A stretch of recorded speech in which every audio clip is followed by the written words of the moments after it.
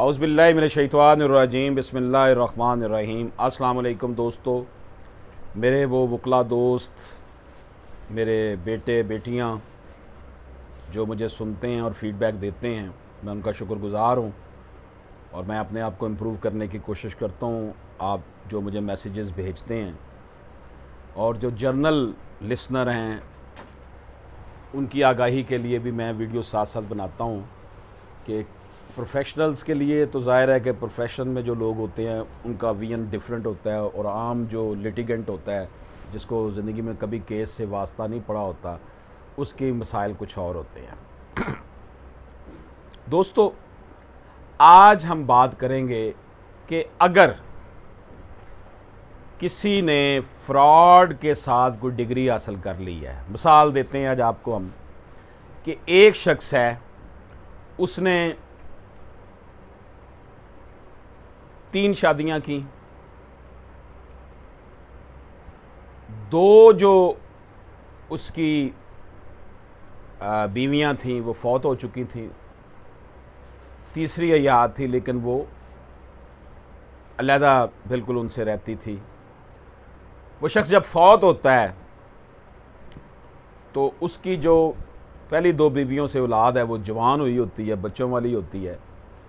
वो औलाद क्या करती है कि अपने अब्बा के जितने भी बैंक में पैसे होते हैं, लॉकर में पैसे होते हैं, उसके लिए जो सक्सेशन सर्टिफिकेट कोर्ट से लेना होता है उसमें वो सिर्फ यही शो कराते हैं कि हम सिर्फ औलाद हैं, मेरे अब्बा की सिर्फ 2 शादियां थीं, उस 2 में से ये सारी औलाद है।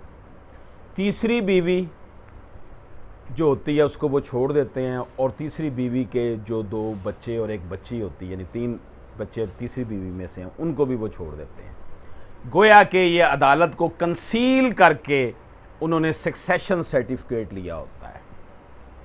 उस सक्सेशन सर्टिफिकेट, जब सक्सेशन सर्टिफिकेट कोर्ट जारी करती है फिर वो श्योरिटी मांगती है कि जिस तरह एक बंदा जब ज़मानत देता है किसी शख्स की तो फिर वो अपने घर के कागजात वगैरह देता है एज ए श्योरिटी कि अगर कल को ये कोई 2 नंबरी साबित हुई तो I am liable for this obligation, मैं ज़िम्मेदार हूँगा इसका। तो इस तरह ज़ाहिर उसकी भी श्योरिटी हुई। उसने तकरीबन जनाब बैंकों से, लॉकर से उन पहली 2 बीवियों की औलाद ने तकरीबन 25 करोड़ रुपया निकलवा लिया और हज़म कर गए। अपनी वो जो उनकी तीसरी अम्मी थी और उसमें से जो बहन भाई थे उनको वो आसरा कराते रहे कि जी ठीक है अभी हम करवाएंगे, आपको भी देंगे, साहब को भी देंगे, आपको भी देंगे, आपको भी देंगे। लेकिन उन्होंने हार कर जनाब इधर उधर से पता किया तो ख़ानदान वालों ने बताया कि वो तो पैसे हज़म कर चुके हैं। अब वो जनाब परेशानी लगी, उन्होंने जनाब ना सर्विसेज हायर की, लायर की। अब लायर क्या करेगा, ये सिचुएशन है जो मैंने आपको बतानी थी। तो वो जनाब लायर क्या करेंगे, वकील साहब, उस जो उसने सक्सेशन की डिग्री ली थी उसको कैंसिल करवाने के लिए सिविल प्रोसीजर कोड के 12(2) के तहत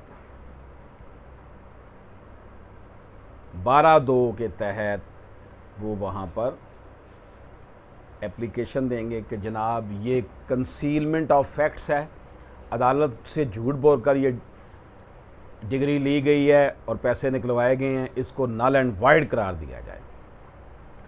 अब अदालत क्या करेगी, नोटिस जारी करेगी जिन जिन लोगों ने वो डिग्री जिनके फेवर में हुई होगी उसको भी, प्लस जो श्योरिटी होल्डर था उसको भी नोटिस जाएंगे, जो ज़ामन बना हुआ था उनको बुलाया जाएगा और अदालत उन्हें कहेगी कि जनाब आएँ,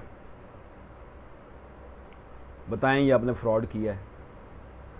और अदालत फिर जिनके साथ फ्रॉड हुआ होगा उनका बयान रिकॉर्ड करेगी, गवाही लेगी, शहादत लेगी।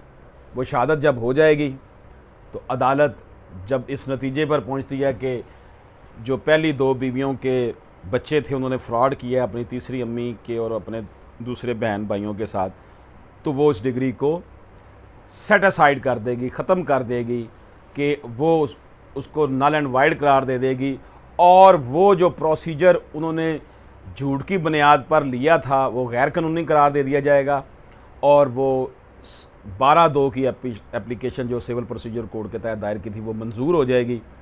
अदालत फिर कहेगी तीसरी बीवी को और उसके बच्चों को कि आप लोग अब इनके जो ये एक्ट था उसका जवाब जमा करवाएं।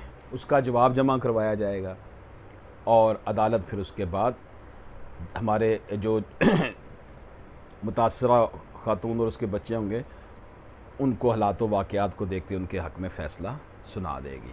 यूँ ये फ्रॉड का पर्दा चाक 12(2) की मदद से कर दिया जाता है। दूसरा पहलू 476 CRPC के तहत कार्रवाई, 476 के तहत जो कार्रवाई होगी वो क्या होगी? अदालत होगा ये कि जब डिग्री कैंसिल करवानी है तो एक साथ और एप्लीकेशन दी जाएगी कि इन लोगों ने झूठ बोलकर फ्रॉड कर अदालत से ये केस अपने हक में करवाया है, इसको नल एंड वाइड करार दिया जाए। वो तो नल एंड वाइड करार दे देना उसने, इसमें उसको फिर कहा जाएगा कि इसके खिलाफ कार्रवाई।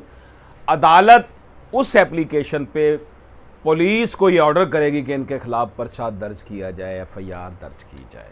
420, 468, 471 पाकिस्तान पीनल कोड के तहत ये 7-8 साल सज़ा बनती है। तो इस तरीके से किसी बेवा के साथ, किसी यतीम के साथ जो धोखा है उसका जो है ना इलाज किया जा सकता है, हल निकाला जा सकता है। लेकिन पाकिस्तान का अदालती निज़ाम स्लो पेस में है, लेकिन देर है अंधेर नहीं। इंशाअल्लाह ताला वो दिन जल्दी आएंगे जब यहाँ पर भी अदालती निज़ाम हमारा जो है वो बेहतर हो जाएगा और इंसाफ जल्दी हुआ करेगा। शाख तमन्ना हरी है जली तो नहीं, इश्क की आग बढ़ी है बुझी तो नहीं। अल्लाह हाफिज़।